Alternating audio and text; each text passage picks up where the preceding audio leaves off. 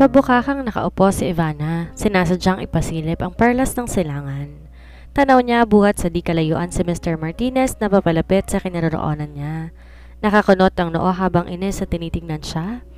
Mababang necktie na nakadungaw ang Mount Apo na halos ipagladlaran niya sa paningin ng gwapong boss.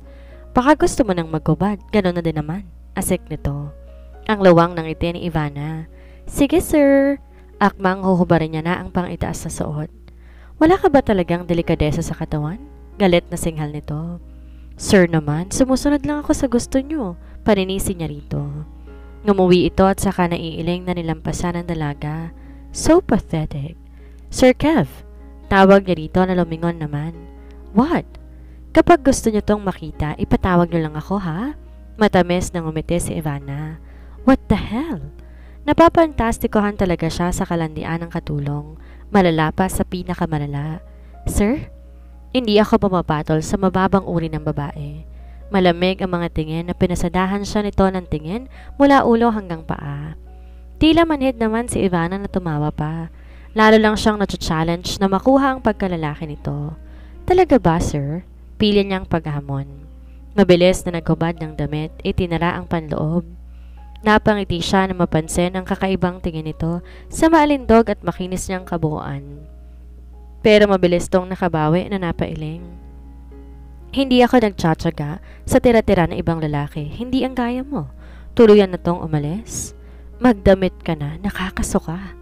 Unang beses na tila nakadama ng pagkainsulto si Ivana. Sinusumpa niya sa sarili magiging Mrs. Martinez siya sa loob ng 6 na buwan. Pagsisikapan niyang manakit ang masungit na boss. Mabilis rumihistrong inis sa gwapong mukha ni Kev nang bumungad sa kanya ang mukha na nakangiting si Ivana. Napabilis ang pagkuskos ng tuwalya sa basang buhok dahil kalalabas na lang ng banyo at katatapos ng maligo. Anong ginagawa mo dito? Naiinis sa tanong ni Kevin. Araw-araw ba siyang bubusita ng malanding katulong na to? Sir, breakfast in bed. Naiiling na tinapunan to na masamang tingin ni Kev. Wala akong iniutos na ganyan. Ilabas mo na yan, magbibihis ako. Nanatiling nakatayo si Ivana habang hawak ang tray ng pagkain. Tila nahihipnotismong nakatitig sa binatang boss. Bingi ka ba? Nauubusan na ng pasensya na asik ni Kevin dito. Hindi ako bingi sir, nag-enjoy lang. Pilyang initian to ni Ivana habang tila natatakam na nakatitig sa katawan ng boss. Ah, ito ba? Iritableng tinanggal nito ang maliit na piraso ng tela na nakatakip sa pang-ibabang bahagi ng katawan nito. Baka sakali, tumigil na to sa pagpapantasya na papatulan niya. Napalunok ng tuyong laway si Ivana. Tamang ang hinala niya. Walang suot na panloob si Mr. Martinez. Nakalantad na sa harapan niya ang pag-aari nito. Sakto ang sukat. Maganda ang hugis. Tansya niya 6 to 7 inches kapag nagwala. Nakadama siya ng pagkasabik. What if? Maghumindig. Shit. Happy? Sarkasikong tanong ni Kevin. Patikim, sir. Kinindatan to ni Ivana at saka pilyang initian. Tapos isagad natin? In your dreams. Ang lakas ng tawa ni Ivana nang tila manghilakbot ito at saka napangiwi. Naaaliw siyang pagmasdan to kapag naiinis na. Tila lalo tong nagiging gwapo sa paningin niya. Lalo tuloy siyang na-excite na maging asawa ang bachelor CEO na may masarap na sukat. Ang ganda! Bulalas at napaawang pa ang bibig ni Ivana. Mabilis umikot ang paningin sa kabuuan ng malaki at marangyang opisina ni Mr. Martinez. Maayos at organisado. Tumingin-tingin pa siya sa mga nagagandahang babasaging plaque na nasa malaking estanteng naroroon. Nasa tabi ng malaking sliding door ang lamesa ng sekretary nito na kanina pa nagtataka bakit naroon ang maid ng boss nito. At anong ginagawa niyan dito? Nagsalubong ang kilay ni Kevin. Sir, kasama ni Mang Emile may mga dalang pagkain? Tukoy ng sekretarya sa personal driver nito. Sa susunod, tawagan mo muna ako. Huwag basta-basta nagpapapasok ng kung sino-sino sa opisina ko. May diin ang tono nito. Ines na sinalyapan ni Ivana ang manghang-mangha sa nakikita. Napailing si Kevin. Ngayon lang siya nakakita ng ganito katanga na babae. Nagubad pa ng sapatos at iniwan sa labas ng opisina. Hi, Sir Kev. Tuwang-tuwa ito nang malingonan siya. Bumalik ka na sa mansyon. Utos niya rito. Lalo niyang nakikita ang katangahan nito ng isa-isang pindutin na plusin ang mga cute na figurine sa sulok ng silid. Sir, i-promote mo naman ako. Excited itong bulalas. I-promote? Gawin mo na lang akong sekretary. Naiinis na tinitigan siya ni Kev. Sa lahat naman ng malandi, itong katulong niya may pinakamahal ng pagmumukha. Anong alam mo sa pagiging sekretary? Baka hindi ka nga marunong magbasa. Asek niya rito na umupo na sa swivel chair. Sir, nakapag-aral ako. Nag-vocational ako, secretarial. Mayabang na nagtaas pa ng kabilang kilay si Ivana. Totoo naman yun eh. Working student siya. Ayoko ng bobo sa opisina ko. Hindi ako bobo, sir. Sige, sanahin mo lang ako sa buhay opisina, saka mo ako pakasalan. Seryosong saan ni Ivana. Nakita niyang lalong nairita ang gwapo nitong mukha. Naaaliw talaga siya kapag nakikita niyang kumukulo ang dugo nito. Lalong nagiging yummy papa sa paningin niya.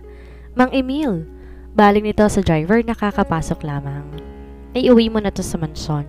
Sa susunod si Aling Lydia nang isama mo rito. Tumango naman ang driver at mabilis na giniya si Ivana palabas ng ospital hanggang makarating sa lobby ng building. Gustong magdabog ni Ivana pero baka naman ipapulis na siya ng boss niya dahil halatang nagtitimpi na lang ito at malapit nang bumuga ng asupre dahil sa inis. Ayaw ni Sir na makulit, Ivana. Paliwanag ng driver habang nasa sasakyan. Kahit maganda, high profile ang nilalandi mo, hindi ka papatulan. Saan nito at saka itinoon ang atensyon sa minamaneho. Wala ba siyang girlfriend? Curious yung tanong. Ang alam ko meron. Supermodel sa New York. Maganda, mayaman, edukada. Nakadama na inggit ang dalaga. Basura para talaga siya kung ikukumpara sa katangian na gusto ng lalaking pinapangarap na mapangasawa. Pero ayaw niyang mawala ng pag-asa. Hindi gaya niya ang basta sumusuko sa laban. Pinipilahan siya sa bar at laging star of the night. Babaguhin niya ang mundo niya sa tulong ni Mr. Martinez. Umiikot ang mundo ni Kevin Tolentino sa pagpapatakbo ng negosyong ipinamana sa kanila ng kanilang mga magulang. 5 silang magkakapatid at walang hilig sa negosyo ang 4 na may kanya-kanya ng buhay sa abroad at matagumpay din sa larangan ng mga piniling propesyon at career. Naiwan sa kanya ang pamamahala na naglalakihang hotel sa Baguio at ilang traveling agency na nasa iba't ibang panig ng bansa. Kuya, uuwi lang ako kapag ikakasal ka na. Ani Sheena sa kabilang linya. Fashion designer sa New York, bunso nilang kapatid. Soon, naiinis niyang sagot. Palibhasa may asawa ng 2 sumunod sa kanya at kapwa may mga anak na. Sa edad niyang 29, ano nga bang inaasahan ng pamilya niya kundi lumagay na sa tahimik? Mag-propose ka na kasi kay Camille. Umikot ang eyeball nito at saka tinaas ang hawak na kopita ng champagne. Ang aga mong mag-alak, Sheena, sita ni Kevin. Overprotective silang lahat sa nag-iisang prinsesa ng mga Martinez. Tumawa lang si Sheena. Kuya Kevin naman, hindi na ako teenager. Baka nga mauna pa ako mag-asawa sa iyo eh. Nakangiti nitong biro. Ano? Kailan ka magpo-propose kay Camille? Natigilan si Kevin. Ni minsan di sumagi sa isip niyang pakasalan ang long-time girlfriend na si Camille Montefalcon. Isang sikat na supermodel na may naglalakihan ng billboard sa kabaan ng EDSA. Endorser ng mga branded clothes at sapatos. LDR sila ni Camille at bihirang komunikasyon dahil nga pareho silang busy sa trabaho. No, hindi ka pa pwedeng mag-asawa, bunso, at wala pa rin naman akong planong mag-asawa. Napahalakak si Sheena pero natigilan na makita ang babaeng nakatayo malapit sa pinto ng silid ng kuya nito. Kumunot ang noon ni Kevin. Nilingon ang tinitingnan nito. Si Ivana. Who is she? Tanong ni Sheena. Hindi ka ba marunong kumatok man lang? Asik nito sa katulong. Mabilis naman tong nakalapit at tumingin kay Sheena na kasalukuyang ka-video call ni Kevin. Hi ma'am, artista ka po. Ang ganda-ganda mo naman. Ang luwang ng ngiti ni Ivana. Oh hi, sino ka? Nagtatakang tanong ng dalaga. Ivana. Gigil na sita ni Kevin sa katulong na tila manhid na yata sa galit niya. Maid ko. Baling nito kay Sheena na napapantastikohan. Pansin agad nito na hindi nito gusto ang babae. No, it's alright kuya. Wow, ang pretty ng maid mo. Sigurado ka bang katulong mo siya? Hindi makapaniwalang tanong ni Sheena. Iwan mo na ako. Asek ni Kevin kay Ivana. Mamaya na sir, nag-uusap pa kami ni ma'am. Sheena ang name ko? Sagot ng kapatid ni Kevin na naaaliw sa reaksyon ng kuya niya at halatang naiinis kay Ivana. Ang ganda mo, Ma'am Sheena, saad ni Ivana. Tila mabilis niyang nakuha ang loob ni Sheena na nakakangiti pa. Thank you. Tapos na ba kayo mag-usap? Magpapahinga na ako. Ines sa tanong ni Kevin. Matagal ka na bang mate ng kuya Kevin? Di nito pinansin ng kuya Kevin niya. Mas interesado siyang makilala ang magandang katulong. Tila komportable namang umupo si Ivana malapit kay Kevin at handang makipagkwentuhan ng matagal sa kapatid nito. Napahagikik si Sheena na makitang dumestansya rito ang kuya niya. 5 months na ako dito, Ma'am Sheena. Alam mo ma'am, buti ka pa, mabait. Humagik pa si Ivana. Natawa naman ang kausap nito. Nanlaki naman ang mata ni Kevin at gigil na tinapunan ng masamang tingin si Ivana. Nakagat nito ang pang-ibabang labi na pasimpleng nagpalutang sa dimples nito. Talaga? Bakit masungit ang kuya Kevin ko? Tanong ni Sheena. Tumingin muna si Ivana sa binatang boss, saka tumango habang impit na humagikik. Inis na tumayo si Kevin at tumalikod. Nakakagigil talaga si Ivana, aniya sa isip. Akalain niya bang nagawa pa nitong kaibiganin ng kapatid niya? Bumaba si Kevin sa ikalawang palapag ng mansyon at nang masalubong si Aling Lydia, binili niyang kunin ang cellphone. Magpapalipas muna siya ng inis sa hardin. Inad mo sa Facebook ang kapatid ko? Naiiling na huminto sa pagkain si Kevin. Oo. Gusto mo sir pati ikaw? Nagsalubong ang kilay ni Kevin at inis na tiningnan ng dalaga. Boss mo ko at isa pa, hindi ako gumagamit ng social media. Asik ni Kevin dito. Talaga sir, sino to? Pinakita ni Ivana ang Sockmed account nito na Martinez Kevin. Ini-stalk mo ba ako? Tumango si Ivana. Add kita sir, sige na, please. Tigilan mo ko. Naiiling na tinapos na ni Kevin ang pagkain at tumayo na para pumasok sa opisina. Nakadama ng panghinayang si Ivana, tiyak maghapon na naman niya itong hindi makikita. Pero nakakailang hakbang pa lamang ito nang lumingon ito. Magbihis ka, samahan mo ko sa opisina? Mariing utos ito na nagpaingos kay Leslie na papalapit sa kanila. Inirapan to ni Ivana, saka tinapunan ng iting tagumpay. Nakaupo siya sa tabi nito habang nasa loob ng sasakyan. Tahimik lang naman ito at nakasuot ng shades kaya hindi alam ni Ivana kung gising nga ba ito. Sir, ipopromote mo ba ako? Ivana, isasama kita bilang assistant, tagadala ng gamit ko. Malamig nitong sabi. Talaga sir?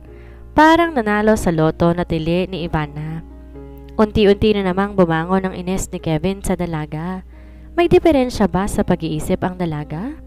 Napakababaw ng naaabot ng utak nito sa totoo lang. Napailing siya. Hinayaan niya lang itong dumaldal at magkwento ng kung ano-ano dahil hindi niya naman narinig dahil naglagay na siya ng earphones. Panay ang ngiti at kaway ni Ivana habang nakasunod sa kanya papasok ng building ng Martinez Corporation. Kumunot ang noo ni Kevin nang makita nito at muntik pang madapa sa pagpasok sa escalator. Ivana, yung gamit ko ha, ang lampa mo. May diing wika ni Kevin. Hindi na ito magkanda o gaga pa sa dami ng pinabitbit niya rito. Sinadya niyang hindi isama ang driver niya paakyat sa building para makita niya tong mahirapan at subukin kung hanggang saan ang tibay at kakulitan ng dalaga. Sir, isama mo ako ulit ha? Humihingal na saan ni Ivana. Nakangiti pa ito habang inilalapag sa lamesa ng boss ang mga gamit nito. Nang hinayang pa ang dalaga at hindi siya nakapag-ayos man lang. Ang simple ng suot niyang shirt at skinny jeans. Nagmukha siyang matinong babae na mukha namang nagustuhan ni Kevin dahil 5 beses nang siya nitong sinungitan ngayong umaga at hindi kasali ang pananamit niya. Naiiling namang sinulyapan na lang niya si Kevin tsaka naging abala na sa harap ng laptop nito. Sir, gusto mo ng coffee? Ngumiti ng matamis si Ivana. Palihim na nag-obserba sa paligid. Lahat abala at mukhang hindi uso ang pahinga. Sumenyas ng ito na ayaw, umingos ang dalaga. Ganito talaga pala ang buhay ng isang CEO? Napaka-boring naman. Sir, gusto mo magmerienda? Makalipas ng ilang minuto, muli niyang tanong. Hindi siya pinansin ito kaya nanahimik siya at umupo sa mahabang couch at tinaas sa mga binti. Automatiko namang napatingin sa kanya si Kevin. Dinaig pa siya, feeling boss? Nakapikit na si Ivana at nakaidlip na agad. Ivana! Sigaw ni Kevin. Nataranta namang napabangon ng dalaga.